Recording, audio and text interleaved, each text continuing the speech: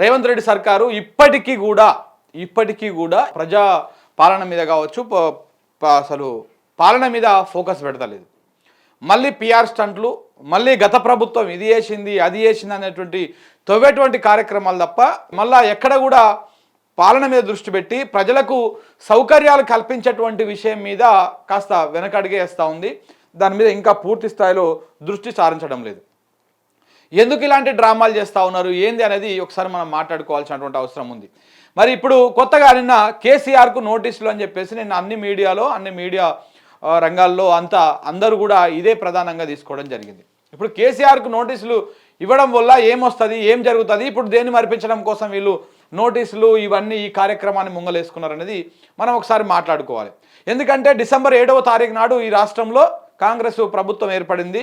అప్పటి నుంచి ఇప్పటిదాకా ఏం జరిగింది అనేది ఒకసారి మనం కూలంకషంగా మాట్లాడుకుంటే ఒకసారి ఏం జరిగింది ఆ రోజు నుంచి ఇందాక ఆ మధ్యలో ప్రజలు నష్టపోయింది ఏంటిది, ప్రజలు ఏ విధంగా ఇబ్బందులు పడ్డారు, వీటి గురించి మాట్లాడిన తర్వాత ఒకసారి మనం పేపర్ అనాలిసిస్ చేద్దాం మిత్రులారా. ఇప్పుడు ఎందుకంటే ఇలా ప్రధానంగా అన్ని పత్రికలు చూసుకుంటే ఇక్కడ 3 ప్రధానంగా కాంగ్రెస్కు అమ్ముడుపోయినటువంటి పత్రికలు, కాంగ్రెస్ ఎటువైపు ఉంటే అటువైపు అధికారం ఎటువైపు ఉంటే అటువైపు జోకేటువంటి పత్రికలు, వాళ్ళ ఓనర్లు ఎక్కడ ఉంటే అక్కడ జోకేటువంటి పత్రికలు ఏం రాసినాయంటే కేసీఆర్కు నోటీస్ అని ఒకటి, ఇగో తెలంగాణ ఎడిషన్లో కూడా చంద్రబాబు దరిద్రాన్ని వేసింది ఆంధ్రజ్యోతి.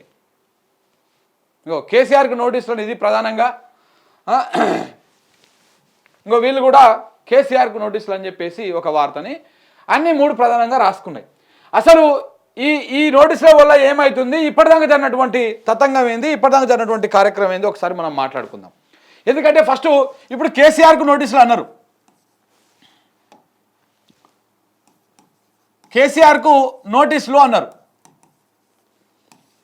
ఈ కేసీఆర్కు నోటీసులు అనే దానివల్ల వీళ్ళు ఇప్పుడు ఏం మార్పించడం కోసం ఈ ప్రయత్నం చేస్తూ ఉన్నారు, దేని నుంచి డైవర్ట్ చేయడం కోసం ఈ ప్రయత్నం చేస్తూ ఉన్నారు. ఫస్ట్ నేను చెప్తున్నదేనండి, ఫస్ట్ ఇప్పుడు ఇది రైతు బంధు ఉంది, ఇప్పుడు దీన్ని రైతు భరోసా చేసిరు వాళ్ళు. ఆ రైతు భరోసా ఈసారి కూడా ఇచ్చేటువంటి అవకాశం లేదు. రైతులకు ఈసారి కూడా రైతు భరోసా ఇచ్చేటువంటి అవకాశాలు కనపడతలేవు ఎక్కడ కూడా. మళ్ళీ రైతు బందే ఇవ్వాలి, మళ్ళీ ఎకరానికి 5,000 ఇవ్వాలి, అందులో కూడా మళ్ళీ ఒక 2-3 నెలల పాటు ఈ ప్రక్రియను కొనసాగించాలి, ఒక డొలిపేటువంటి కార్యక్రమం చేయాలి. దానికోసము రేవంత్ రెడ్డి సర్కారు మరొక అటెన్షన్ డైవర్షన్ అంటామా, లేదనుకుంటే మొత్తం డైవర్షన్ పాలిటిక్స్ అంటామా, ఇట్లాంటి కార్యక్రమం మొదలుపెట్టుకుంది. ఇప్పుడు రైతు బంధు ఇవ్వాలి, ఎందుకంటే ఇప్పుడు ఆల్రెడీ ఇప్పటికే సీజన్ స్టార్ట్ అయిపోయింది, వర్షాలు పడుతున్నాయి, ఇత్తనాలు పెడతా ఉన్నారు. సో ఈ కార్యక్రమం ఆల్రెడీ స్టార్ట్ అయిపోయింది. దీన్ని ఇతర తత్తి అంటారు. ఈ తత్తి కార్యక్రమం జరుగుతూనే ఉంది ఆల్రెడీ. సో కాబట్టి ఇప్పుడు పెట్టుబడి అవసరం రైతులకు. మరి పెట్టుబడి కావాలంటే పెట్టుబడి సాయం ఏదైతే రాష్ట్ర ప్రభుత్వం గతంలో ఉన్నటువంటి బీఆర్ఎస్ సర్కారు ప్రవేశపెట్టిందో 2018లో, సో ఆ స్కీము కింద ఇప్పుడు ఎకరానికి 5,000 లెక్కలు ఇవ్వాలి. అయితే వీళ్ళు కాంగ్రెస్ వాళ్ళు మేము అధికారానికి వస్తే ఎకరానికి 7,500 ఒక టర్మ్ కింద, సంవత్సరానికి ఎకరానికి 15,000 ఇస్తామని చెప్పారు. మళ్ళీ దాంట్లో కౌలు రైతుకు, మళ్ళీ పట్టెదారుకు, మళ్ళీ వ్యవసాయ కూలీకి, మళ్ళీ దీంట్లో కూడా 3 రకాలుగా ఇస్తామని చెప్పారు. కౌలు రైతుకు ఎకరానికి 15,000 లెక్కలు ఇస్తాము, పట్టెదారు కూడా ఎకరానికి 15,000 లెక్కలు ఇస్తాము, వ్యవసాయ కూలీకి ఎకరానికి సంవత్సరానికి 12,000 లెక్కలు ఇస్తాము అని చెప్పేసి చెప్పారు. మరి ఇప్పుడు ఈ 3 మేజర్గా ఉన్నాయి. ఈ 3 నెరవేరాలంటే, ఈ 3 చేయాలంటే ఇప్పుడు బడ్జెట్ కావాలి. ఆ బడ్జెట్ ఇప్పుడు రాష్ట్ర ప్రభుత్వము దీన్ని మర్పించడం కోసం ఇలాంటి డ్రామా ఒకటి స్టార్ట్ చేసింది. ఒకటి రైతు భరోసా ఇప్పుడు ఇచ్చేటువంటి అవకాశాలు కనపడతలేదు. ఇంకోటి ఏంది, రైతు రుణమాఫీ. సో ఇప్పుడు రైతు భరోసా ఇచ్చేటువంటి అవకాశాలు లేవు, రైతు రుణమాఫీ చేసేటువంటి పరిస్థితి కూడా కనపడతలేదు. ఎందుకు రైతు భరోసా ఇవ్వలేకపోతున్నారు, ఇది రైతు రుణమాఫీ ఎందుకు చేయలేకపోతున్నారు అంటే నేను ఒక విషయం చెప్తా. రైతు భరోసాని ఏమని సాగు చెప్తున్నారయ్యా అంటే, ఇప్పుడు నిన్న మనం ఇవాళ పేపర్లో కనపడదు చూసినాను. ఏంది, ఈసారి కూడా రైతు బందే, విధి విధానాలు ఖరారు కాని సందర్భంగా, ఖరారు కాని కారణంగా ఈసారి కూడా రైతు బందే వేస్తాము. ఫస్ట్ ఎకరానికి 5,000 వేస్తాము, ఒక 2 నెలల తర్వాత మళ్ళీ ఎకరానికి 2,500 రూపాయలు వేస్తాము అని చెప్పేసి ఎక్కడో ఒక వార్త అయితే చూసిన నేను. ఈ 2-3 రోజులనే వచ్చింది ఆ వార్త. ఈ లీకులు కూడా వస్తూ ఉన్నాయి బయటికి. అది కూడా మన ప్రభుత్వానికి అనుకూలంగా ఉన్నటువంటి మీడియాలోనే ఈ వార్త వచ్చింది. ఇప్పుడు ఆల్రెడీ రైతు బంధు అనేది దాన్ని కేసీఆర్ సర్కారు విజయవంతంగా ఇచ్చుకుంటూ వచ్చింది. ఆయన అధికారంలో ఉన్న రోజులు 2018 నుంచి ఇప్పటిదాకా. దానికి విధి విధానాలు ఏం లేదు, నువ్వు ఖరారు చేయాల్సింది. దాన్ని యాస్టీజ్ అటనే కొనసాగిస్తూ వీళ్ళు ఎకరానికి 5,000 ఇచ్చిర్రు, నువ్వు ఎకరానికి 7,500 ఇవ్వాలి అంతే. ఈయన ఎకరానికి 5,000 ఇస్తే నువ్వు ఎకరానికి 7,500 ఇవ్వాలి. దీనికి విధి విధానాలు, దీనికి అవి ఇవి ఏమి అక్కర్లేదు. ఒకవేళ నువ్వు చేయాలనుకుంటే దీనికి లిమిట్ పెట్టాలనుకుంటే 10 ఎకరాలకు పెడతావా, లేకపోతే 15 ఎకరాలకు పెడతావా, ఇట్లా ఎంత పెడతావో పెట్టేసి దానికి ఒకటి లిమిట్ పెట్టాలి. ఇది ఒక్కటే నువ్వు చేయాల్సింది. కానీ వీళ్ళు చాలా మార్పులు చేసేసి ఇది పంట సాగు చేయాలి, ఈ భూమి ఇట్లా ఉండాలి, అట్లా ఉండాలి, సౌడు భూములకి ఇయ్యము, ఈ భూములకి ఇయ్యము, ఇట్లాంటి ప్రయత్నాలు మొదలు పెడతా ఉంది రేవంత్ రెడ్డి సర్కార్. మళ్ళీ ప్రభుత్వ టీచర్లకు ఇయ్యము, తీసేయాల్సిందే ప్రభుత్వ టీచర్లకు, ఏం అవసరం కూడా లేదు. సో ఇట్లా ప్రభుత్వ ఎంప్లాయీస్కి ఇయ్యము, పొలిటికల్ లీడర్లకు ఇయ్యము, వందల ఎకరాలు ఉన్న వాళ్ళకి ఇయ్యము, ఇట్లాంటి కార్యక్రమాలను చేస్తూ ఉన్నారు. మరి చేసి తొందరగా చేయొచ్చు కదా. ఇప్పటికీ ఈ కార్యక్రమం మీ ప్రభుత్వం ఏర్పాటు కూడా 6 వెళ్ళిపోయి 7 నెలలు అవుతుంది. 7 నెలలు అవుతుంది. ఇప్పటిదాకా నువ్వు దానికి సంబంధించినటువంటి కార్యక్రమాన్ని ఇంకా చేయలే. ఏమని చెప్తా ఉన్నారు, రైతు బంధు ఎందుకు, రైతు భరోసా ఇవ్వాలి కదా, నువ్వు రైతు బంధు ఇస్తా అంటున్నావు ఏందని అడిగితే ఇంకా విధి విధానాలు ఖరారు కాలేదు కాబట్టి మేము రైతు బంధే ఇస్తాం. ఫస్ట్ ఒక 2 months తర్వాత, 2 నెలల తర్వాత మళ్ళా ఈ రైతు భరోసా ఇస్తాము అంటున్నాడు. అంటే 2 నెలల తర్వాత రైతు భరోసా ఇస్తారంట. అంటే ఇది ఫస్ట్ ఎకరానికి ఫస్ట్ 5,000 వేసి మళ్ళీ ఒక 2 months దాటిన తర్వాత మళ్ళీ ఎకరానికి అప్పుడు 2,500 ఇస్తారంట. ఫస్ట్ ఎకరానికి 5,000 లెక్కన ఇచ్చేసి తర్వాత ఒక 2 నెలలు దాటాక ఇస్తారంట. సో ఈ విధంగా ఒక డ్రామా చేస్తూ ఉన్నాడు. ఇప్పుడు అంతా రెడీగా ఉన్నటువంటి రైతు బంధు, ఈ లెక్కలు పత్రాలు అన్నీ కూడా రెడీగా ఉన్నటువంటి రైతు బంధుని రైతు భరోసాగా మారుస్తందుకే రేవంత్ రెడ్డికి 2 నెలల సమయం పడతా ఉంది. ఇంకా కూడా అది పూర్తి స్థాయిలో రావడం లేదు. అలాంటిది ఇప్పుడు కొత్తగా రైతు రుణమాఫీ చేస్తా అంటే ఎట్లా ప్రజలు నమ్ముతారని అనుకుంటున్నాడు. 200% సాధ్యం కాదు. ఒకవేళ ఈయన రైతు రుణమాఫీ చేస్తా అన్నా కానీ ఇప్పుడు నాకు తెలిసి ఒక 100 మంది ఉన్నారు అనుకోండి, ఎగ్జాంపుల్ చెప్తా, 100 మంది రైతులు ఉన్నారు అనుకోండి. 100 మంది రైతులు ఉంటే ఈ 100 మంది రైతులల్లా ఏ 2కో 3కో ఫార్మర్స్కి ఇచ్చేసి ఇక మొత్తం రైతు బంధు ఇచ్చేసినాము, రైతు రుణమాఫీ చేసేసినాము అని చెప్పేసి ఈ మీడియా పత్రికలు ఎలాగో ఉన్నాయి కదా, వీటిలల్లా ప్రచారం చేయించుకున్నటువంటి కుట్రగిన జరగవచ్చు, దాంట్లో కూడా అనుమానం లేదు. కాబట్టి ఇవి ఇచ్చేటువంటి అవకాశం లేదు.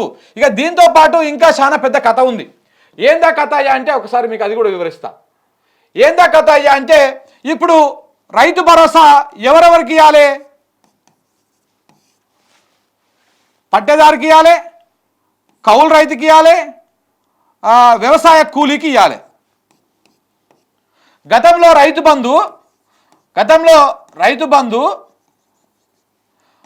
బంధు ఒక పట్టేదారికి మాత్రమే వస్తుండే, ఎకరానికి 10,000 చొప్పున సంవత్సరానికి. ఇప్పుడు ఈయన ఎకరానికి రైతు భరోసా కింద ఎంత ఇవ్వాలయ్యా అంటే పట్టేదారికి 15,000 ఇవ్వాలి సంవత్సరానికి, కౌలు రైతుకు 15,000 ఇవ్వాలి సంవత్సరానికి. ఇది ఎకరానికే, ఇది మళ్ళీ అంటే ఆయనకి ఎన్ని ఎకరాలు ఉంటే అన్ని ఎకరాలకు అన్ని 15,000 ఇవ్వాలి. ఇక వ్యవసాయ కూలీకి 12,000 సంవత్సరానికి ఇవ్వాలి. ఈయన 10,000తో నడిచిపోయేటువంటి కార్యక్రమం ఇప్పుడు 10,000, 15, 30,000, 42,000 రూపాయలు కావాల్సి వస్తుంది. అప్పుడు 10,000 అయితే ఇప్పుడు 42,000 కావాల్సి వస్తుంది. అప్పుడు 10 రూపాయలు అయితే ఇప్పుడు దాదాపు 50 రూపాయలు కావాలి దానికి. అంటే ఇప్పుడు ఈ స్కీమ్ ఇంత కాంప్లికేట్ అయిపోయింది, రైతు భరోసా అనేది అంత కాంప్లికేట్ అయిపోయింది కాబట్టి దాన్ని ఇప్పుడు ఇచ్చేటువంటి అవకాశం లేదు, చేసేటువంటి అవకాశం లేదు. అందుకనే ఇప్పుడు ఏం చేయాలి, మళ్ళీ కేసీఆర్కి నోటీసులు,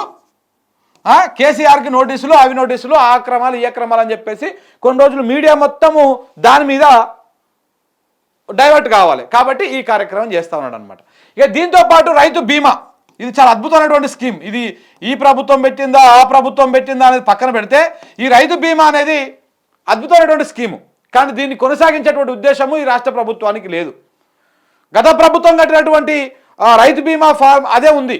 రేపు ఆగస్టులో మళ్ళీ కట్టాలి. మరి వీళ్ళు కడతారా కట్టరా అని చూడాలి. ఇంకా 2 నెలలు పోతే రైతు బీమాకు వీళ్ళు మళ్ళీ ప్రీమియం కడతారా కట్టరా అనేది మనం చూడాల్సినటువంటి అవసరం ఉంది. ఈ రైతు బీమా మీద కూడా చాలా నీళ్ళు నీడలుగా అమ్ముకున్నాయి. ఇది కూడా నెరవేర్చేటువంటి అవకాశాలు కనపడతలేవు ఎక్కడ కూడా. సో కాబట్టి ఈ విధమైనటువంటి ప్రయత్నాలు జరుగుతూ ఉన్నాయి. దీనికోసము రేవంత్ రెడ్డి ఈ డైవర్షన్ చేయాలి కాబట్టి, మొత్తానికే డైవర్షన్ చేయాలి కాబట్టి ఈ విధంగా ఏదో ఒక డ్రామాని చేస్తూ ఉన్నాడు. ఇక దీంతో పాటు ఇంకొక ముచ్చట మీకు చెప్తా మిత్రులారు, ఒకసారి ఇక్కడ చూడండి. ఇప్పుడు ఇదే రేవంత్ రెడ్డి ఏమన్నాడు, ప్రభుత్వం వచ్చిన కొత్తలా ఎప్పుడు డిసెంబర్ 7 తారీఖు నాడు నా ప్రభుత్వం వచ్చింది. డిసెంబర్ 9 తారీఖు నుంచి 9th నుంచి వీళ్ళు పాలన స్టార్ట్ చేసారు. పాలన స్టార్ట్ చేస్తే ఆయాల ఏమన్నాడినా ఈ మహానుభావుడు ఏమన్నాడు ఆయాల నుంచి ఏడాదాకా ఎన్ని ఇట్లాంటి కార్యక్రమాలు మిస్లీడ్ చేసేటువంటి కార్యక్రమాలు జరిగినాయి మీకు చెప్తా. ఇప్పుడు ఒకటి ఫస్ట్ వైట్ పేపర్లు అన్నాడు. ఈ వైట్ పేపర్స్ అన్నాడు. ఈ వైట్ పేపర్లో 2 ఉన్నాయి. ఒకటి ఫినాన్షియల్ ఒకటి ఉంది, ఇంకొకటి కాళేశ్వరం ఒకటి ఉంది. దీని మీద కాళేశ్వరం అంటే ఇరిగేషన్, మొత్తం ఇరిగేషన్ మీద ఏదో పెడదామని చెప్పేసి, ఇరిగేషన్ కాదు కాళేశ్వరం ఒకటే పెట్టిరాళ్ళు, ఇరిగేషన్ మొత్తం మీద పెట్టలే. దీని మీద 2 వైట్ పేపర్లు, ఇదొకటి పెట్టిర్రు, 2 పెట్టిర్రు. ఈ 2 పెట్టి ఇజ్జత్ తీసుకున్నారు. దాంతో కొంత దాదాపు ఒక సెషన్, అసెంబ్లీ సెషన్ మొత్తము ఒక నెల రోజుల పాటు 1 month టైంపాస్ చేయడానికి పనికొచ్చింది. ఇది 1 month టైంపాస్ చేయడానికి ఈ ప్రభుత్వానికి పనికొచ్చినటువంటి వస్త్రము వైట్ పేపర్లు. ఆ వైట్ పేపర్ల వల్ల ఈ తెలంగాణ పేద ప్రజలకు కానీ, ఈ తెలంగాణ ప్రజలకు కానీ, ఎవరికైనా కానీ, ఏ రంగంలో ఉన్నటువంటి వాళ్ళకైనా కానీ ఏమైనా ఉపయోగం అయిందా? ఏం కాలేదు, ఏం కాదు కూడా. ఈయన బోక్పిచ్చలు ఆయన నవ్వుతాడు, ఆయన బోక్పిచ్చలు ఈయన నవ్వుతాడు అన్నట్టుగా గత ప్రభుత్వం ఈ విధంగా అక్రమాలు చేసింది, ఈ విధంగా ఇవి చేసిందని చెప్పడానికి, ఆయన తప్పించుకోవడానికి, ఇచ్చినటువంటి హామీలను నెరవేర్చకుండా ఆపడానికి ఒక డ్రామా స్టార్ట్ చేసి వైట్ పేపర్ దుకాణం పెట్టిండు రేవంత్ రెడ్డి ముంగల. మీడియా మొత్తం వాళ్ళ చేతిలో ఉంది కాబట్టి 9 తారీఖు చేస్తున్నటువంటి రుణమాఫీ గురించి మాట్లాడలే, ఫస్ట్ క్యాబినెట్లోనే నిర్ణయం తీసుకుంటానటువంటి మెగా డిఎస్సి గురించి మాట్లాడలే, నోటిఫికేషన్ల గురించి మాట్లాడలే, దేని గురించి మాట్లాడలే. మాట్లాడకుండా ఏం చేసిరయ్యా, ఇట్లా వైట్ పేపర్ల పాటు సినిమా నడిపించారు. దాని తర్వాత ఇంకొకటి ఏందయ్యా, మేడిగడ్డ. ఇక ఈ మేడిగడ్డకు సంబంధించి ఏం డ్రామా, మామూలు డ్రామా చేయలే. మొన్నటి దాకా ఆ పినాకిని సంథింగ్ ఆయన పేరు, ఏం పేరే, జస్టిస్ ఏదో ఘోష్, ఆ కమిషన్ వేసారు కదా దాని మీద, మేడిగడ్డ ఘటన మీద. ఆ కమిషన్ ఉన్నటువంటి జస్టిస్ ఘోష్ ఆయన వచ్చి ఈ రాష్ట్ర ప్రభుత్వాన్ని, అటు నేషనల్ డ్యామ్ సేఫ్టీ అథారిటీ వాళ్ళని, వీళ్ళందరినీ లెఫ్ట్ అండ్ రైట్ వేసుకున్న తర్వాత ఇప్పుడు గాడిలో పడి ఇప్పుడు దాన్ని రిపేర్ చేస్తూ ఉన్నారు. కానీ ఇన్ని రోజులు వాళ్ళు ఏం చేసిర్రు, మేడిగడ్డ మీద ఎన్ని ఈకలు వీకలను అన్ని ఈకలు వీక్కుంటూ వచ్చిర్రు. ఒకసారి మీకు అది కూడా వివరిస్తా. మేడిగడ్డ ఒక 2 పియర్స్ కుంగిపోయినాయి. 2 పియర్స్ కుంగిపోతే 7th బ్లాక్ కుంగిపోయింది. ఆ కుంగిపోతే ఈ మేడిగడ్డ పనికే రాదు, ఒక మేడిగడ్డనే కాదు, మేడిగడ్డ పైనటువంటి అన్నారం పనికిరాదు, సుందిలా పనికిరాదు అని చెప్పేసి పొంగులేటి శ్రీనివాసరెడ్డి అదే మాట మాట్లాడతాడు, మంత్రి కోమటిరెడ్డి వెంకటరెడ్డి అదే మాట మాట్లాడతాడు, మంత్రి ఉత్తమ్ కుమార్ రెడ్డి ఇంకా పవర్ పాయింట్ ప్రజెంటేషన్ ఇచ్చి అదే మాట మాట్లాడతాడు, ముఖ్యమంత్రి గారు 100 సార్లు అదే మాట మాట్లాడతారు. ఇట్లా కాంగ్రెస్ మంత్రులు, ఎమ్మెల్యేలు ప్రతి ఒక్కడు ఓవర్ నోట్లకెళ్ళి చూసినా కానీ ఈ మేడిగడ్డ పనికిరాదు, కాళేశ్వరం పనికిరాదు, 1,00,000 కోట్లు గంగలు కలిసిపోయినాయని చెప్పేసి ప్రచారం చేసిరు. ఈ వైట్ పేపర్లు అయిపోయాక ఈ దుకాణాన్ని ముంగలేసుకున్నారు. ఈ దుకాణాన్ని ముంగలేసుకున్నటువంటి మోతవారులు ఇదే మేడిగడ్డ మీదకి పోయి పవర్ పాయింట్ ప్రజెంటేషన్లు ఇచ్చారు. ఆ పవర్ పాయింట్ ప్రజెంటేషన్లో మేడిగడ్డనే కరెక్టు, కాళేశ్వరం వల్లనే నీళ్ళు వస్తాయని చెప్పేసి అక్కడ ఉన్నటువంటి పవర్ పాయింట్ ప్రజెంటేషన్లో తేలిపోయింది. మంత్రులు కాంగ్రెస్ అంతా తెల్ల కళ్ళేసారు. సో కాబట్టి దాన్ని కవర్ చేయడం కోసం మీడియాని మేనేజ్ చేసుకొని ఏదో రకరకాల ప్రయత్నాలు చేసిరు. ఎంత చేసినా కుదరలేదు. ఇక దాని తర్వాత మంత్రుల బృందం ఒకసారి పోయింది ఆడికి, మళ్ళీ ముఖ్యమంత్రి గారు ఇటు ఓవైపు అసెంబ్లీ నడుస్తుండగానే ఉరికింటి ఆడికి. ఆయన ఏదో ఈయన పెద్ద ఇంజనీరు, ఆ నుంచి ఇందాక ఎట్ట పర్రెలు పట్టి చూద్దామని పోతామని చెప్పేసి ఈ రేవంత్ రెడ్డి ఈ నుంచి ఆడికి దమ్మున హెలికాప్టర్లు వేసుకొని ఉరికిండు. అందరు వేసుకొని పోయిండు, మొత్తం ఆ అసెంబ్లీలో ఉందా బ్యాచ్ అంతా వేసుకొని పోయిండు గుంపు మేస్త్రి లెక్క. సో పోతే ఏమైంది, అది కూడా ఏదో సినిమా షో లెక్క, ఏదో వీడియోలు తీసుకోవడానికి, వార్తల్లో వేయడానికి తప్ప దానివల్ల ఉపయోగం లేదనేది అర్థమైపోయింది. ఇది మేడిగడ్డ ముచ్చట కూడా నాన్చిరు చివరికి దాని మీద విచారణ కమిటీ వేసిర్రు. ఆ విచారణ కమిటీలో ఎవరైతే ఉన్నారో దానికి చైర్మన్గా ఆయన ఘోష్ గారు, అసలు ఇది మీరు ఏం చేస్తున్నారు, గడ్డి వీక్తా ఉన్నారా మేడిగడ్డలా, పని చేయకుండా ఏం చేస్తా ఉన్నారా, ఇటు రాష్ట్ర ప్రభుత్వాన్ని, అటు నేషనల్ డ్యామ్ సేఫ్టీ అథారిటీ వాళ్ళని, ఇటు రాష్ట్ర ఇంజనీర్లని అందరినీ లెఫ్ట్ అండ్ రైట్ వేసుకున్నాడు ఆయన. అది కుంగింది అని రిపేర్ చేయకుండా మీరు ఏం చేస్తా ఉన్నారు, రాజకీయంతో మీకేం పని, అది తీసుకుంటే పని చేయాలి కదా అని చెప్పేసి ఆయన ఏకంగానే టకా మధ్యంతర నివేదికలు తెప్పించుకొని ఇప్పుడు మేడిగడ్డ నిర్మాణం ఏదైతే డ్యామేజ్ అయిందో దాన్ని మళ్ళా పునర్నిర్మించేటువంటి ప్రక్రియ కొనసాగుతూ ఉంది వేగవంతంగా. మరి ఈ పనేదో నువ్వు డిసెంబర్ 7 తారీఖు నాడు వచ్చినావు, సరే డిసెంబర్ మొత్తం వదిలేసినా కానీ, జనవరిలో స్టార్ట్ చేసినా కానీ, ఇప్పటికీ జనవరి, ఫిబ్రవరి, మార్చ్, ఏప్రిల్, మే, జూన్ 6 నెలల మొత్తం ఎక్కడికక్కడ అయ్యిపోయి ఇప్పుడు వరద వచ్చినా కానీ మనం నీళ్లు ఆపుకునేటువంటి పరిస్థితి ఉంటుండే. కానీ ఇది మొత్తానికే బంద్ పెట్టి ఇంకా ఇప్పుడు ఏం చేసినా ఇంకొక వారం 10 రోజులు ఇంకొక 4 రోజులు చేస్తారు హార్డ్లీ. దాని తర్వాత వర్షాలు భయంకరంగా వస్తాయి. ఆ వర్షాలు వస్తే పైన వరద పెరుగుతుంది. వరద పెరిగినంటే ఇక్కడ ఎక్కడ కూడా దాన్ని మనం ఆపేటువంటి పరిస్థితి ఉండదు. సో కాబట్టి ఈ విధంగా మేడిగడ్డ మీద ఏదో ఈకలు వీకలు అనేటువంటి ప్రయత్నం చేశారు. చివరికి మేడిగడ్డ కూడా బూమ్రాంగ్ అయిపోయింది. దాన్ని కూడా పక్కన పెట్టారు. ఇక దాని తర్వాత యాదాద్రి పవర్ ప్లాంట్ మీద కూడా అదే అసెంబ్లీలో చర్చ పెట్టి దాని మీద చర్చ పెడితే దాని మీద కూడా జగదీష్ రెడ్డిని ఎప్పుడు చూడలేం మనం. ఆ రేంజ్లో రాష్ట్ర ప్రభుత్వానికి ఓపెన్ సవాల్ చేసిండు అసెంబ్లీలోనే. మీకు దమ్ముంటే సిట్టింగ్ జడ్జితోనే విచారణ చేయండి దాని మీద అని చెప్పేసి. ఇప్పుడు సిట్టింగ్ జడ్జితోనే విచారణ జరుగుతూ ఉంది. ఆ సిట్టింగ్ జడ్జిలో కూడా ఇందులో కూడా పెద్దగా ఏం తేలేటువంటి అవకాశం ఉండదు 200%. ఇప్పుడు ఏదో దీని మీద ఈకలు వికుదామని ప్రయత్నం చేస్తూ ఉన్నారు. ఇప్పుడు అదే కేసీఆర్కు నోటీసులు కూడా దీంట్లో భాగమే అనమాట. సో ఇది జరుగుతున్నది. ఇంకా దీనికంటే ముందు ఇంకా చాలా జరిగినాయి. ఏంది ఫోన్ ట్యాపింగ్ కేసు. ఈ ఫోన్ ట్యాపింగ్ కేసులో అబ్బా దీనికైతే ఎంత ప్రచారం కల్పించాలో అంత ప్రచారం కల్పించారు. సోషల్ మీడియాలో వార్త ట్రాపించారంటే భార్యాభర్తలు మాట్లాడుకున్న ఫోన్లు కూడా విన్నారు వీళ్ళు ప్రభుత్వంలో ఉండి అని చెప్పేసి ఒక నెగిటివ్ ప్రచారాన్ని బాగా చేశారు. అసలు ఏం అవసరం, మినిమం కామన్ సెన్స్తో ఆలోచించాలి. ఇద్దరు భార్యాభర్తలు మాట్లాడుకుంటే మనం వినాల్సినటువంటి అవసరం ఎవరికి ఉంటుంది, ఏం అవసరం ఉంటుంది? ఏదైనా ప్రాపగండా చేసే ముందు కనీసం ఇంగితంతో అరే గివి చెప్తే నమ్ముతారు ప్రజలు, గివి చెప్తే నమ్మరు. నీ కాంగ్రెస్ కుక్కలు నమ్మడం వేరు, ప్రజలు నమ్మడం వేరు. ఎందుకంటే ఈ కుక్కలు ఎట్లాగో నమ్ముతాయి. ఇవి బిస్కెట్ల కాశపడేటువంటి కుక్కలు కాబట్టి ఇవి నమ్ముతాయి, దీనికి ప్రాబ్లం లేదు. కానీ ప్రజలు నమ్మరు ఏది పడితే అది చెప్తే. నీ ఫోన్ ట్యాపింగ్ అనేది ప్రజలకు ఎవరికి కూడా అర్థం కాని విషయం. అది అసలు జరిగింది ఏంటయ్యా ఫోన్ ట్యాపింగ్ వ్యవహారంలో అంటే ఇక నేను చెప్తా. ఇప్పుడు కూడా ఈ ఫోన్ ట్యాపింగ్ వ్యవహారాన్ని ఎందుకు రేవంత్ రెడ్డి ఇంత పకడ్బందీగా తీసుకున్నాడు అంటే ఈ రేవంత్ రెడ్డి, సీతక్క, ఈ కాంగ్రెస్ సంబంధించినటువంటి బ్యాచ్ మొత్తం వాళ్ళకి సంబంధించిన డబ్బులు ఎలక్షన్ల ముంగల కోట్ల రూపాయలు కోకాపేట దగ్గర ఔటర్ రింగ్ రోడ్ల మీద దొరికినాయి. ఇవన్నీ పట్టుకునేది ఇంటెలిజెన్స్ విభాగం. ఈ డబ్బులన్నీ పట్టుకునేది ఇంటెలిజెన్స్ విభాగం. అయితే ఆ డబ్బులు పట్టుకున్నారు కాబట్టి కక్ష కట్టి కోపంతో ఇప్పుడు ఫోన్ ట్యాపింగ్ వ్యవహారాన్ని తీసి ఆ డబ్బులలో ఎవరైతే కీలకంగా ఉన్నారో ఈ సీతక్క డబ్బులు పట్టుకున్న దాంట్లల్లా, ఈ రేవంత్ రెడ్డి డబ్బులు పట్టుకున్న దాంట్లల్లా, ఈ పొంగులేటి శ్రీనివాసరెడ్డి డబ్బులు పట్టుకున్న దాంట్లల్లా ఎవరైతే కీలకంగా ఉన్నారో వాళ్ళందరూ తీసుకుపోయి అలా జైళ్ళల్లో వేసారు ఫోన్ ట్యాపింగ్ కేసులో. ఇదే జరిగింది, ఇంతకు మించి ఏం జరగలేదు. రేపనాడు ఈ ఫోన్ ట్యాపింగ్ కేసులో కింద పడ్డా మీద పడ్డా దేన్ని గోడకేసి రాసుకున్నా ఇక మొత్తం బట్ర నిప్పుకొని రోడ్డు మీద రాసుకుంటా పోయినా, నువ్వు డెక్కుంటా పోయినా కానీ రేవంత్ రెడ్డి అందులో నీకు ఇసుమంతా కూడా ఆధారం దొరకదు. ఏది ఉన్నా అది వాళ్ళకున్నటువంటి రూల్స్ ప్రకారమే, వాళ్ళకున్నటువంటి చట్టబద్ధత ప్రకారమే జరుపుకుంటూ పోయింది. ఇంకా చాలా ఉన్నాయి, నేను మాట్లాడిన అనుకో 2-3 విషయాలు నేను చెప్పిన అనుకో నీకు గుండెలు అదురుతాయి బిడ్డ, అవి నీకు ఇన్ని విషయాలు తెలుసా అని. సో కాబట్టి కొంత విఘ్నత ఉంది కాబట్టి అవి మాట్లాడలేకపోతా ఉన్నాం మేము. సో కాబట్టి నీ ఫోన్ ట్యాపింగ్ వ్యవహారం అనేది పెద్ద బూమరాంగ్ అవుతుంది. రేపు ఒకవేళ నువ్వు ఇప్పుడు ఇంతకు ఈ ఫోన్ ట్యాపింగ్ కేసులో ఆయన ఎవరే ఇలా కొత్తకోట శ్రీనివాసరెడ్డి, శివధర్ రెడ్డిని ఎందుకు విచారణ నుంచి తప్పుకున్నాడు ఆయన? కొత్తకోట శ్రీనివాసరెడ్డి ఎందుకు డీల్ చేస్తా ఉన్నాడు? అసలు ఈ ఫోన్ ట్యాపింగ్ వ్యవహారంలో సినిమా మొత్తం రాసేటిది ఎవరు? ఏబిఎన్ ఆంధ్రజ్యోతిలో ఆర్కేకి ఇందులో ఏం సంబంధము? సుమతి మేడం ఏం చేస్తూ ఉంది? ఈమెకి ఏం పోస్ట్ రావడం కోసం సుమతి మేడం ఇందులో ఇంత ఇంట్రెస్ట్ చూపిస్తూ ఉంది? రేపు ఏ పోస్టులు ఇస్తారు? కమిషన్ ఇస్తారా? సైబరాబాద్ కమిషన్ ఇస్తారా? ఏమిస్తా ఉన్నారు? దీంతో పాటు ఇప్పుడు ట్యాపింగ్ వ్యవహారాన్ని ఎత్తుకున్నటువంటి ఈ డబల్ ఆర్ ఎవరు డబల్ ఆర్? రవీందర్ రెడ్డి ఎవరు? నువ్వు ఇప్పుడు కూడా నువ్వు ఫోన్ ట్యాపింగ్ చేస్తున్నావు. ఏ విభాగంలో పెట్టి నువ్వు ఫోన్ ట్యాపింగ్ చేస్తున్నావు? దానికోసం 100 కోట్లు ఏ విధంగా కేటాయించినవు? ఇవన్నీ కూడా తెలుసురా నాయన. తెలియకుండానే మేమేము గాలికేం లేము 100%. నువ్వు ఎందుకంటే ఒక క్రిమినల్ని తీసుకొచ్చి మనం పాలకుని చేసుకున్నాం.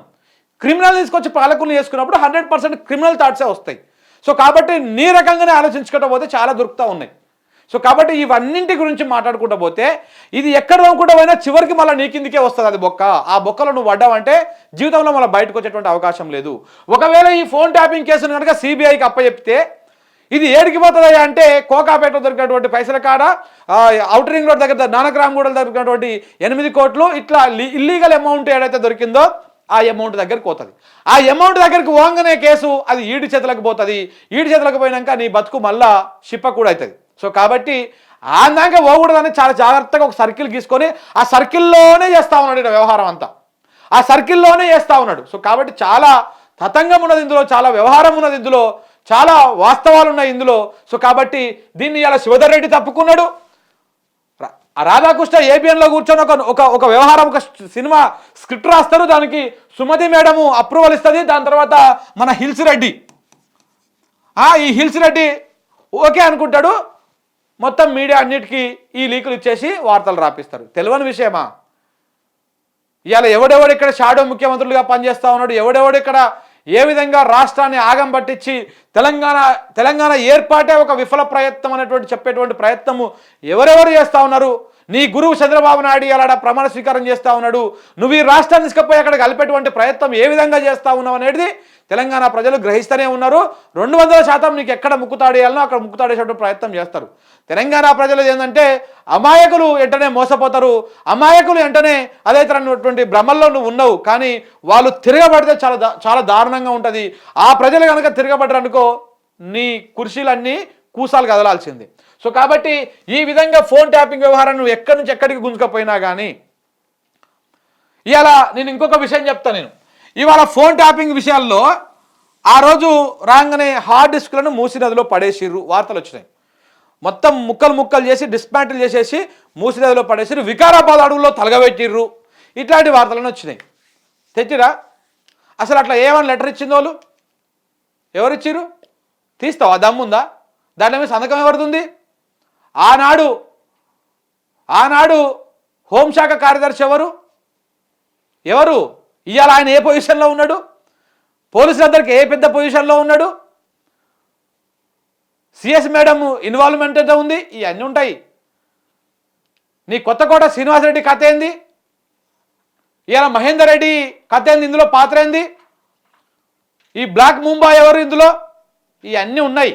ఇవన్నీ తెలుసుకుంటూ పోయినాం అనుకో, సినిమా ఇంకో తీరుగా అవుతుంది, చాలా పెద్దగా అవుతుంది.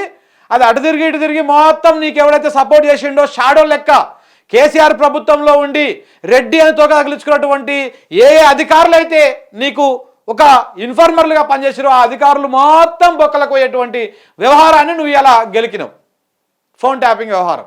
సో కాబట్టి దీంట్లో ఎవడు కూడా అంత ధైర్యం చేయలేడు. శివధర్ రెడ్డి ఎట్లయితే తప్పుకున్నాడో ఆ విచారణ నుంచి, ఇక మిగతా అందరూ మెల్లగా తప్పుకుంటారు.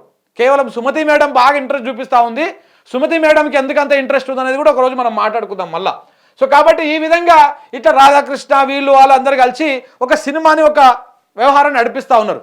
సీఎంఓ ఆఫీస్లో కూర్చున్నటువంటి వాళ్ళు చెప్పడము, ఆ నుంచి రాధాకృష్ణ, ఈ హిల్స్ రెడ్డి, సుమతక్క అందరు కలిసి కూర్చొని సినిమా క్రియేట్ చేయడము, మీడియాకు లీకులు చేయడము, ప్రచారం చేయడము ఇది జరుగుతూ ఉంది. ఈ ఫోన్ ట్యాపింగ్ కేసు కూడా అది కూడా ఎటు తేలదు. చివరికి రేపో మాపో కోర్టు అడుగుతుంది, ఏమైంది రాబాయ్ గిన్నెళ్ళకెళ్ళి చేస్తా ఉన్న విచారణ, ఎక్కడ ఆయన ఛార్జ్షీట్ అంటే ఇప్పటిదాకా ఒక్క ఆధారం లేదు వాళ్ళ దగ్గర.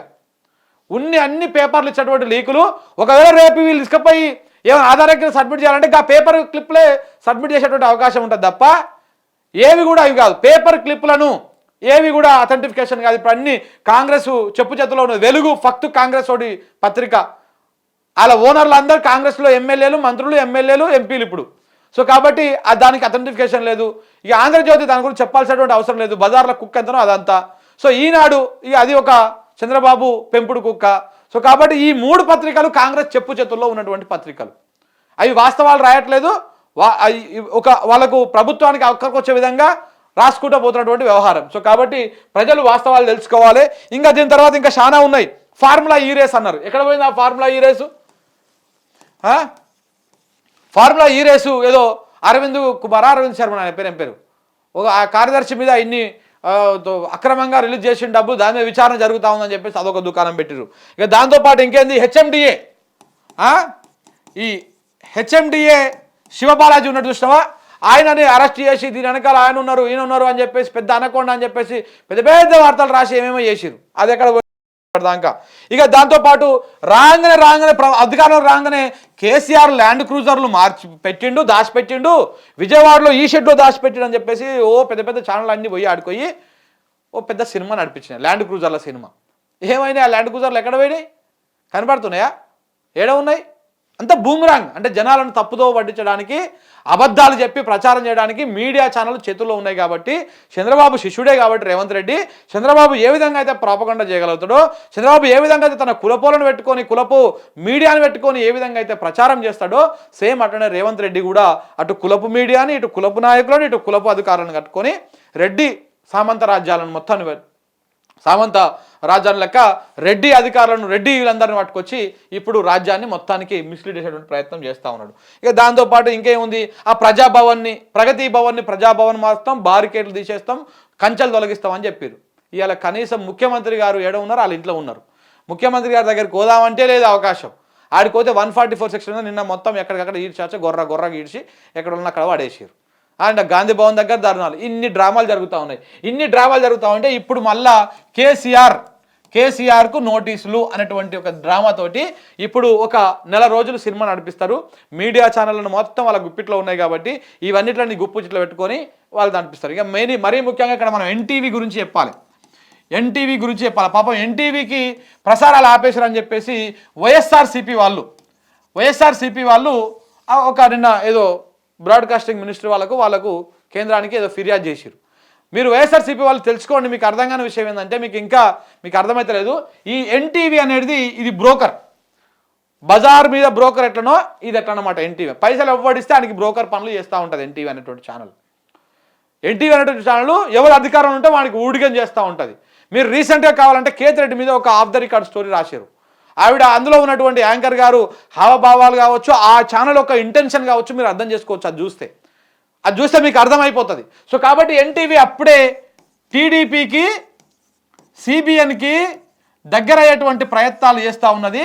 సేమ్ కమ్యూనిటీ కాబట్టి కొంత కుల సంఘ పెద్దలు కూడా ఇంకా ఏదో ఒకటి వాడు తప్పు చేస్తే చేయొచ్చు, కానీ నువ్వు వాళ్ళ దగ్గరికి తీసుకునేటువంటి ప్రయత్నాలు చేస్తారు. ఆల్రెడీ టీడీపీ కోర్టులోకి వెళ్ళిపోయింది. అది మొన్నటిదాకా వైసీపీ కోర్టులో ఉండే ఇదే ఎన్టీవీ, ఇదే వైసీపీకి మాత్రమే అనుకూలంగా వార్తలు రాసినటువంటి ఎన్టీవీ ఇప్పుడు వైసీపీ ఓడిపోయింది కాబట్టి ఇప్పుడు ఇంకా 5 ఏళ్ళు వాడు దుకాణం నడవాలి కాబట్టి ఇప్పుడు కంప్లీట్గా టీడీపీ కోటర్కి వెళ్ళిపోయింది. వాడు బ్రోకర్ అంతనో ఎన్టీవీ అనేటువంటి ఛానల్ అంతా. సో కాబట్టి ఇక దాన్ని మీరు దానికోసం మీరు ఫైట్ చేయడం, దాని గురించి మాట్లాడడం కూడా మీ అమాయకత్వం అవుతుంది. వైసీపీ వాళ్ళది అయిపోయింది. వాళ్ళు మీరు ఎన్ని జాకీలు పెట్టినా, వాళ్ళకి ఎంత అనుకూలంగా మాట్లాడినా, ఎంత అనుకూలంగా ఫైట్ చేసినా మీకు వాళ్ళు మీ వార్తలను చూపించారు, మిమ్మల్ని చూపించారు. మొత్తం చంద్రబాబుకు ఇప్పుడు పట్టాభిషేకం జరుగుతుంటే ఎన్టీవీ వాళ్ళు దాన్ని డబుల్ పట్టాభిషేకం చేసి పెద్ద పెద్ద వార్తలు వేసి పెద్ద పెద్ద బ్రేకింగ్ న్యూస్ నడిపించేటువంటి వ్యవహారం చేస్తూ ఉన్నారు. ఇటు తెలంగాణలో కూడా అధికారం ఉన్నన్ని రోజులు కేసీఆర్ని జోకినటువంటి ఎన్టీవీ అధికారం కోల్పోయానే వెంటనే రేవంత్ రెడ్డి వంచన చేరింది. రేవంత్ రెడ్డిని పోయి కలిసిండు. ఇలా ఈ ఛానల్ ఓనరు నరేంద్ర చౌదరి పోయి కలిసి ఇట్లా మొత్తం వాళ్ళతో ఒప్పందాలు చేసుకొని ఇక నేను నీకు అనుకూలంగా ఉంటా అని చెప్పేసి మొత్తం సెట్ చేసుకొని వచ్చిండు. సేమ్ రేపు అవకాశం ఇస్తే చంద్రబాబు ఏ మాత్రం అవకాశం ఇచ్చినా పోయి కాళ్ళు మొక్కి వస్తాడు నరేంద్ర చౌదరి. పోయి బొకబోర్లో వండుకొని కాళ్ళు మొక్కి, కావాలంటే బూట్లు నాకు కూడా వచ్చి ఇక నేనేం చేయను, నువ్వు ఇచ్చిన దాన్ని బిస్కెట్ లెక్క తీసుకుంటా అని చెప్పేస్తాడు. చాలా బ్రోకర్ సంస్థ అనేటువంటి ఛానల్ కథ ఇది. కాబట్టి వీళ్ళు ఒక న్యూట్రల్గా వార్తలు వేస్తారు అనేది తప్పు. అసలు దీన్ని బంద్ చేయాలి మనం ముందు. సో ఇట్లాంటి ఛానల్ చాలా డేంజర్ అనమాట. సో కాబట్టి ఇంకా ఇప్పుడు ఈ ఛానల్ అని ఆ ఛానల్ అన్నింటిని పెట్టి ప్రచారం చేసి ఒక వ్యవస్థని, ఒక ప్రజలని తప్పుదో పట్టించేటువంటి ప్రయత్నాలు జరుగుతూ ఉన్నాయి. ఇది జరిగేటువంటి వ్యవహారం అనమాట. రైట్. ఇంకా ఇట్లా చాలా ఉన్నాయి. ఈ ప్రజాభవన్ని ప్రగతి భవన్ని ప్రజాభవన్గా మార్చడం, ఆ కంచెలు తొలగించడం, ఇట్లాంటివన్నీ అయిపోయినాయి. ఇవన్నీ అయిపోయినాయి. ఇప్పుడు ఏమి లేవుగా చేయడానికి ఓన్లీగా ఇది ఉంది. దాంతోపాటు ఇక గొర్రెల స్కామ్ అని ఒకటి పెట్టిరు. గొర్రెలు వేయరా అంటే గొర్రెల స్కామ్ గురించి చూపిస్తారనమాట. ఈ పాపం యాదవులకి గొర్రెలు ఇచ్చేటువంటి కార్యక్రమం ఉండే సరే, ఏ పని చేసినా అందులో ఎంతో కొంత అవకతవకలు జరుగుతాయి. ఇప్పుడు రేవంత్ రెడ్డి చేసేదాంట్లో లేవా? ఎటువైనా 7,500 కోట్లు 7,600 కోట్లు ఎటువైనా రైతు బంధు పైసలు, దాని గురించి విచారణ చేయి. ఫస్ట్ ఎంత వచ్చినాయి, ఎంత పోయినాయి, ఏమైంది? నువ్వు ఒక్కసారి కూడా ప్రీమియం కట్టలే. రైతు బీమాకు నేను 1,100 కోట్లు కేటాయించిన అని చెప్పినావు. ఏం చేసినావు దాంట్లోని?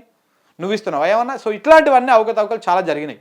సో కాబట్టి ఏ స్కీమ్ ఉన్నా ఎక్కడో ఒక దగ్గర చిన్న చిన్న ఆడిట్ జరుగుతూనే ఉంటాయి. ఆ చిన్న లూప్ హోల్స్ని పట్టుకొని మొత్తానికే ఈ స్కామ్ మొత్తానికే బంద్ పెడుతుంది. నువ్వు గొర్రెల పంపిణీ కార్యక్రమం మొత్తానికే బంద్ పెడుతుంది. గొర్రెల నోట్లో మట్టి కొడుతుంది. నీకు ఓట్లు వేసిన పాపానికి అందరి నోట్లో మట్టి కొడుతుంది. ఇలా ఆడుకో ఈడుకో పిల్లలకో పెద్దలకో వస్తూ ఉంటే అవి వాళ్ళు సాదుకుంటారా, అమ్ముకొని వేరే మన జాతి ఎర్ర గొర్రెలనో లేకపోతే కుర్మ గొర్రెలనో కొనుక్కుంటారా? ఇవన్నీ పక్కన పెడితే మొత్తానికి ఆ స్కీమ్ లేకుండా చేసేసినాం. చేయడం వల్ల ఇప్పుడు ఏమైంది? ఉపయోగం ఏంటి? ఇప్పుడు ఒక స్కీము దూరం అయిపోయినట్టు. సో ఇట్లా దళిత బంధు గురించి ఇట్లా వీటన్నిటి గురించి కూడా చాలా ఉన్నాయి మాట్లాడుకుంటూ పోదామంటే. సో కాబట్టి ఇట్లా ఇన్ని కార్యక్రమాలు చేసిండు రేవంత్ రెడ్డి. ఏ కార్యక్రమంలో కూడా సక్సెస్ కాలేకపోయిండు, ఏది కూడా ప్రజలకు వివరించలేకపోయిండు, దేంట్లో కూడా ప్రజలను సాటిస్ఫై చేయలేకపోయిండు. సో కాబట్టి ఎన్ని చేసినా కానీ ఇంకా ప్రజలు మాకు నీళ్ళు వస్తలేవని బాధపడుతూ ఉన్నారు, కరెంట్ వస్తలేవని బాధపడుతూ ఉన్నారు, మాకు సరిగ్గా పింఛన్ వస్తలేదని బాధపడుతూ ఉన్నారు. ఇన్ని బాధలు పడతా ఉంటే ఇవన్నిటి మర్పించడం కోసము మీడియాని మొత్తం ఒకవైపు అటెన్షన్ చేయాలి కాబట్టి కేసీఆర్కు నోటీసులు అంటే ఒక కొత్త దుకాణాన్ని ముంగలేసుకున్నారు. దాంట్లో కూడా ఏముండదు. ఈ మేడిగడ్డలో వీళ్ళు ఏం బీకి కట్టగట్టిర్రో మిగతా వాటిలలో ఏం చేసి చివరికి ఏ విధంగా చేసిరో సేమ్ అన్ని ఈ కేసీఆర్కు నోటీసులు అనేటువంటి వ్యవహారంలో కూడా గదే జరుగుతుంది. అంతకుమించి ఏం జరగదు. దీనికి ఇంత ఉంది, దానికి అంత ఉంది, ఈ 7 రూపాయలు 2 రూపాయలకు దొరికేటువంటి కరెంటును 7 రూపాయలకు ఎందుకు కొనుక్కున్నారు, ఇట్లాంటివన్నీ మాట్లాడుతూ ఉన్నారు. కేసీఆర్ ప్రభుత్వం కొనుగోలు చేసే దానికంటే అత్యధిక రేటు పెట్టి కొనుగోలు చేసింది రేవంత్ రెడ్డి సర్కార్. ఈ విషయం తెలుసా? అత్యధికంగా 6 రూపాయలు 7 రూపాయలు పెట్టి కొన్నారు. వీళ్ళు 12 రూపాయలు పెట్టి కూడా కొనాల్సినటువంటి పరిస్థితి వచ్చింది. పవర్ యూసేజ్ పీక్లో ఉన్నప్పుడు అప్పటికప్పుడు నువ్వు కొనుగోలు చేసుకుంటే 100% రేటు ఉంటుంది. అప్పుడు మార్కెట్ వాల్యూ ఎట్లా ఉంటే అట్లా. సో కాబట్టి ఏ రోజుకి ఆ రోజు రేట్లు మారుతూ ఉంటాయి, వినియోగానికి తగ్గట్టుగా రేట్లు మారుతూ ఉంటాయి. సో కాబట్టి ఇవన్నిటిది పెద్ద వ్యవహారం అనమాట.